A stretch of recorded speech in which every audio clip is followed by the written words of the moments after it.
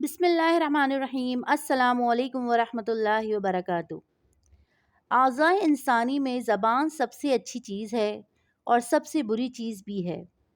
اللہ تعالیٰ کا نام زبان سے لیا جاتا ہے، اسلام کا کلمہ بھی اسی سے پڑھا جاتا ہے، قرآن کی تلاوت بھی اسی سے ہوتی ہے اور خیر کی دعوت بھی اسی سے دی جاتی ہے، اور اس کے برعکس زبان سے ہی کفر کا کلمہ بھی نکلتا ہے، لعنت بھی کی جاتی ہے، غیبت بھی کی جاتی ہے، چغلی بھی ہوتی ہے، جھوٹ بھی بولا جاتا ہے، جھوٹی قسمیں بھی کھائی جاتی ہیں، جھوٹی گواہیاں بھی دی جاتی ہیں۔ پس زبان کی حفاظت بہت زیادہ ضروری ہے۔ حضور اکرم صلی اللہ علیہ وسلم کا ارشاد ہے کہ بلا شبہ بندہ کبھی اللہ کی رضامندی کا کوئی ایسا کلمہ کہہ دیتا ہے کہ جس کی طرف اسے دھیان بھی نہیں ہوتا، اور اس کی وجہ سے اللہ تعالیٰ اس کے بہت سے درجات بلند فرما دیتے ہیں، سبحان اللہ۔ اور بلا شبہ بندہ کبھی اللہ کی ناراضگی کا کوئی ایسا کلمہ کہہ گزرتا ہے کہ اس کی طرف اس کا دھیان بھی نہیں ہوتا، اور اس کی وجہ سے دوزخ میں گرتا چلا جاتا ہے، اللہ اکبر۔ مطلب بعض بار کسی کا انتقال ہو جاتا ہے تو ہم بے دہانی میں کہہ دیتے ہیں کہ یہ میرے ساتھ ہی ہونا تھا، اللہ تعالیٰ کو میرے ساتھ ہی کرنا تھا، تو یہ ایسے کلمات اللہ تعالیٰ کی ناراضگی کا باعث بنتے ہیں۔ ایک حدیث میں ارشاد ہے کہ انسان اپنی زبان کی وجہ سے اس سے بھی زیادہ پھسل جاتا ہے جتنا اپنے قدم سے پھسلتا ہے۔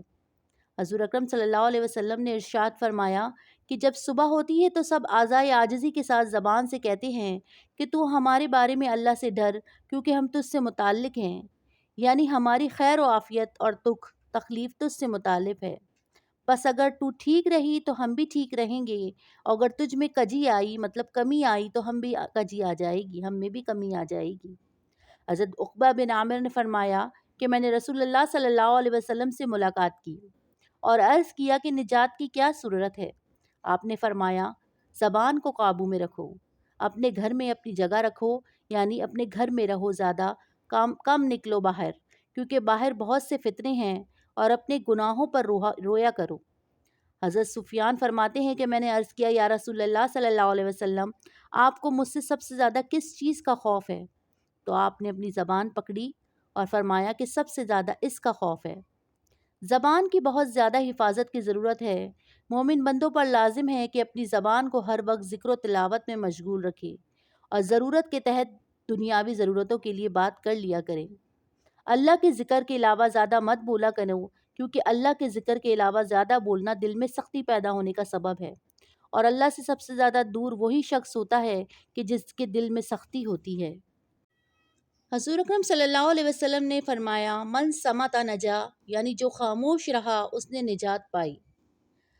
زبان کی آفات بہت ہیں، اور ان زبان کی آفات میں یہ ہے کہ جھوٹ بول دیتے ہیں، لعنت کر دیتے ہیں، گالی دے دیتے ہیں، غیبت کر دیتے ہیں، مذاق اڑا دیتے ہیں، جھوٹا وعدہ کرتے ہیں، گانا گاتے ہیں، کسی کے منہ پر تعریف کر دیتے ہیں اور جھوٹی تعریف بھی کرتے ہیں، جھگڑا کرتے ہیں، فحش کلمی کرتے ہیں، کسی مسلمان کو کافر کہہ دیتے ہیں، کسی کی مصیبت پر خوشی کا اظہار کرتے ہیں، نقل کرتے ہیں، طعنہ زنی کرتے ہیں، یہ سب زبان کی آفات میں شامل ہیں۔